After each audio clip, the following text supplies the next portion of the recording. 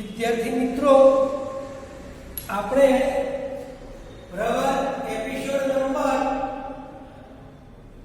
16 ધોરણ 9 વિષય ગણિત પ્રકરણ 10 એપિસોડ નંબર 16 એની અંદર સ્વાધ્યાય 10.6 નો એક દાખલો છે કે આપણે ગણવાનો છે.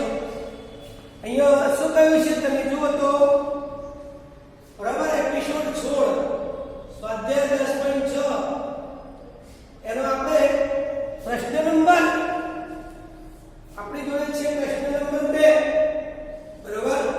પ્રશ્ન કયો છે? પ્રશ્ન નંબર 2 આપણે કરવાનો છે બરાબર. તો આપણે પ્રશ્ન નંબર 2 કરીએ. જો શું કહે છે કે ભઈ આ ઓ કેન્દ્રિત વર્તુળમાં AB અને CD બે જીવાઓ છે. આ ઓ કેન્દ્રિત વર્તુળમાં AB અને CD બે જીવાઓ છે. આ બંને જીવાઓ કેવી છે? આ બંને જીવાઓની લંબાઈ એકની લંબાઈ 5 સેમી અને બીજાની લંબાઈ 11 સેમી છે. માની લો કે આ 5 સેમી છે અને આ AB ની 5 બરાબર. તો અહીંયા આપણે શરૂઆત કરીએ કે ઓ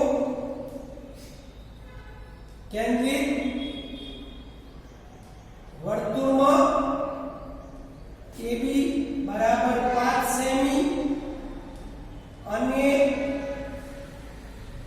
CD બરાબર 11 સેમી છે. સમજાય પડી? હવે સાથે સાથે શું કહ્યું છે?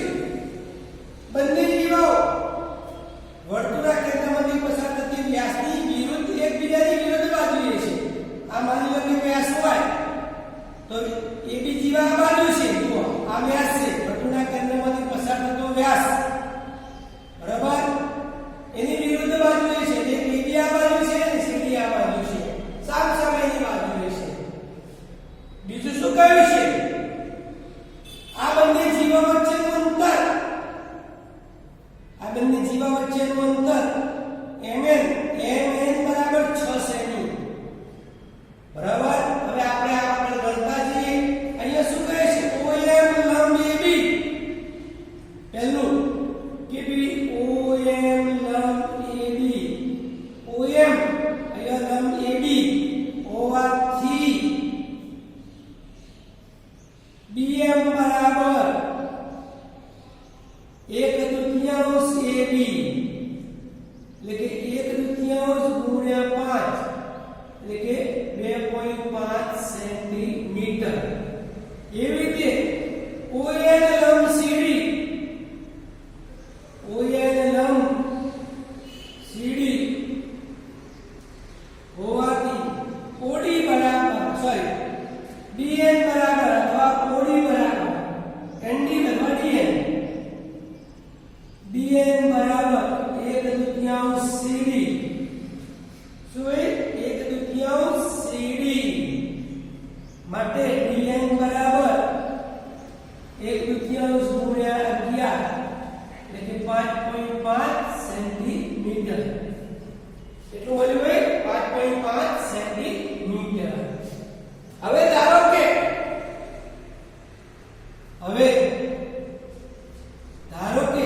ON બરાબર x સેમી છે. ON બરાબર કેટલા? x સેમી છે તથા mn એટલે બે જીવા વચ્ચેનું અંતર 6 સેમી આપેલું છે. માટે ON બરાબર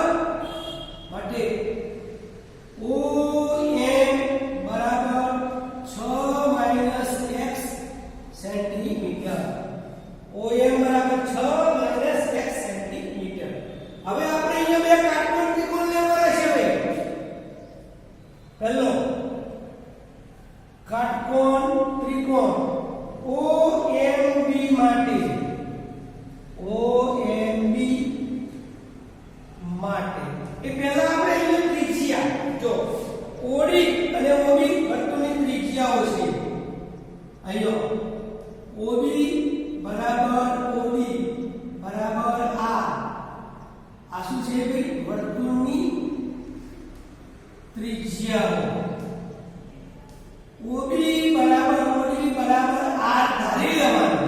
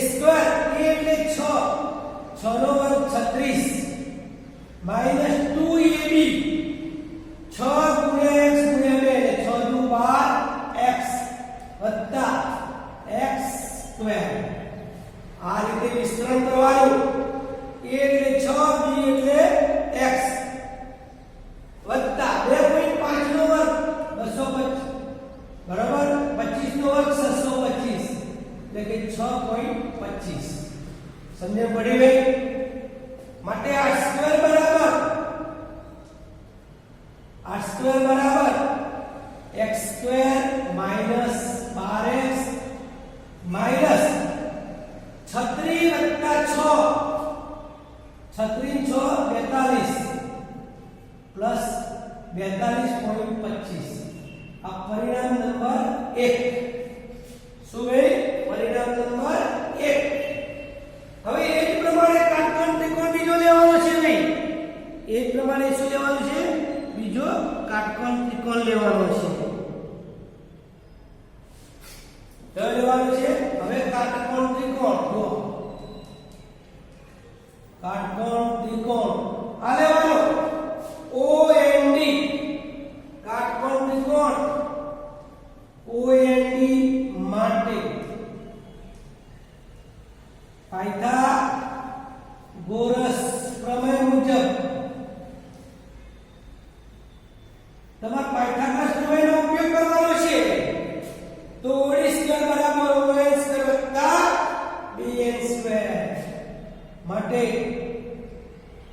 OD સ્ક્વેર બરાબર ON સ્ક્વેર વત્તા DN સ્ક્વેર ON સ્ક્વેર વત્તા DN સ્ક્વેર OD એટલે r સ્ક્વેર ON એટલે 6 નો વર્ગ સોરી x નો વર્ગ એટલે કે x સ્ક્વેર DN એટલે 5.5 એનો વર્ગ માટે r સ્ક્વેર બરાબર x સ્ક્વેર 5 નો વર્ગ બરાબર તો 5 નો વર્ગ કાઢી દેવાનો 55 નો વર્ગ 55 ગુણ્યા 55 આયા ભાઈ 25 5 6 30 30.25 બરાબર 55 નો વર્ગ કેટલો હશે ભાઈ 30.25 મે આ રીતે કર્યો આ એક સરળ રીત છે જુઓ 55 ગુણ્યા 55 તો 5 ગુણ્યા 5 25 મૂકી દેવાનું હવે આમાં 5 ગુણ્યા 5 દેવાના 1 ઉમેરી દેવાનો આમાં શું ઉમેરી દેવાનો 1 એટલે 6 6 5 30 એટલે 30 મૂકી દેવાના 30.25 થાય આ રીતે એક સરળ રીત છે જો તમને આવડતી હોય તો કરવાની આ પરિણામ નંબર 2 હવે જો પરિણામ 1 r સ્ક્વેર પરિણામ 2 r સ્ક્વેર તો પરિણામ 1 અને 2 ને સરખાવતા પરિણામ 1 અને 2 ને સરખાવતા બંનેને સરખાવવાના ભાઈ હવે વળી આ બંનેને શું કરવાના સરખાવવાના પરિણામ 1 અને 2 ને સરખાવતા માટે x² + 30.25 બરાબર x² - 12x + 42.25 આ 30.25 પેલી બાજુ લઈ લો આવો -12x છે આ બાજુ લઈ લો આ બંને બાજુથી x² ઉડી જશે એટલે કે ટૂંકમાં 12x બરાબર 42.25 - 30.25 માટે 12x બરાબર 12 માટે x બરાબર 1 x બરાબર 1 x ની કિંમત કેટલી આવી 1 સેન્ટીમીટર હવે ગમે તે કોઈ એકનો કિંમત મૂકી દે x બરાબર 1 આ પરિણામમાં મૂકી દે x બરાબર 1 તો પરિણામ 2 માં ખબર શું ભાઈ પરિણામ 2 માં x બરાબર 1 મૂકતો તો r² બરાબર 1 નો સ્ક્વેર વત્તા 30.25 એટલે r² બરાબર 1 નો વર્ગ 1 વત્તા 30.25 એટલે 31.25 r સ્ક્વેર બરાબર કેટલા આવ્યા ભાઈ 31.25 માટે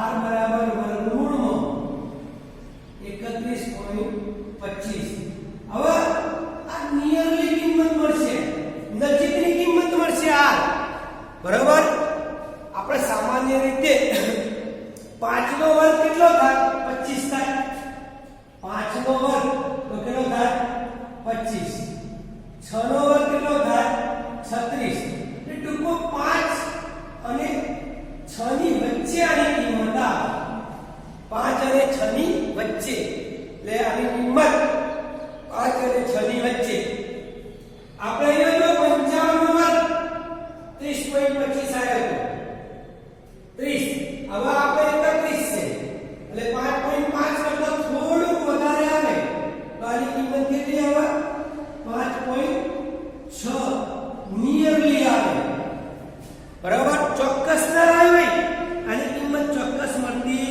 નથી આશરે 5.6 સેન્ટીમીટર આશરે તમને મળે શું મળે આશરે કેટલી મળે 5.6 સેન્ટીમીટર આમ આ વર્તુળની આપણે શું શોધી કાઢી ત્રિજ્યા વ્યાસ કયો હોય તો બમણા કરવાના સમજણ પડે મિત્રો તો આખો દાખલો થાય છે બહુ લાંબો દાખલો છે બરાબર તમને અનુકૂળ હોય તો આ દાખલો 2-3 વખત ગણવાનો તમે 2-3 વખત આ દાખલો ગણશો તો તમને એકદમ સરળતાથી આવડી જશે બરાબર તો ગણજો મિત્રો આ દાખલો બહુ મસ્ત દાખલો છે ખરેખર બરાબર 10મા ધોરણ માટે બહુ અગત્યનો છે હવે આપણે દાખલો બીજો ગણીએ બરાબર એ દાખલો હું તમને કહું છું કે આપણે ગણીએ શું છે પ્રશ્ન તો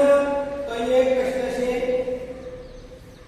કે p કેન્દ્રિત વર્તુળમાં એક પ્રશ્ન છે જુઓ શું કહે પ્રશ્ન p કેન્દ્રિત વર્તુળમાં p કેન્દ્રિત વર્તુળમાં સમબાજુ ત્રિકોણ ABC અંતર્ગત છે સમબાજુ ત્રિકોણ ABC અંતર્ગત વર્તુળ છે બરાબર ABC અંતર્ગત ત્રિકોણ છે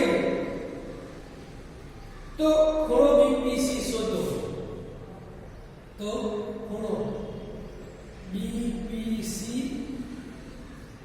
શોધો બહુ સરળ દાખલો છે શું કહે છે કે ભાઈ એક p કેન્દ્રિત વર્તુળ છે આ આપણું p કેન્દ્રિત વર્તુળ આપણે જોઈએ એક વસ્તુ ધ્યાન રાખજો નોટની અંદર વર્તુળ દોરવા માટે ખાસ કાળજી રાખવાની આ p કેન્દ્રિત વર્તુળ એમાં ABC સમબાજુ ત્રિકોણ છે કેવો ત્રિકોણ છે સમબાજુ ત્રિકોણની વ્યાખ્યા તમને આવડવી જોઈએ તો કોને આપણે સમબાજુ ત્રિકોણ કહીએ છીએ જો આ ત્રિકોણ ABC એની બધી બાજુ સરખી જો ત્રિકોણ ABC સમબાજુ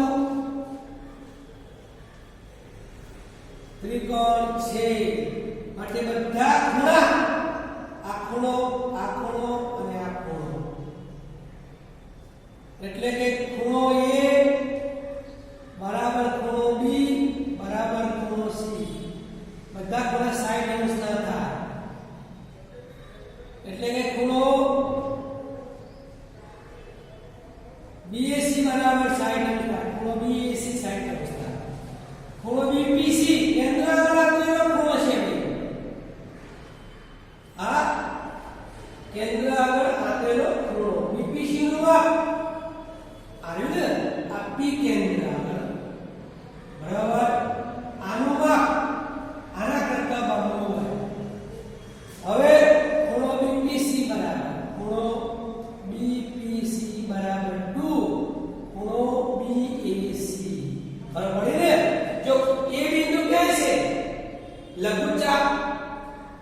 તો લઘુવૃત્તખંડ પરનું બિંદુ છે, લઘુચાપનું બિંદુ છે, લઘુચાપ પર બિંદુ આવેલું છે એટલે બીપીસી અને બીએસી વચ્ચેનો સંબંધ બીપીસી એટલે કેન્દ્ર આગળ બીએસી કરતા નાનું હોય માટે ખૂણો બીપીસી બરાબર 2 * 60 એટલે કે ખૂણો બીપીસી બરાબર 120 અંશ.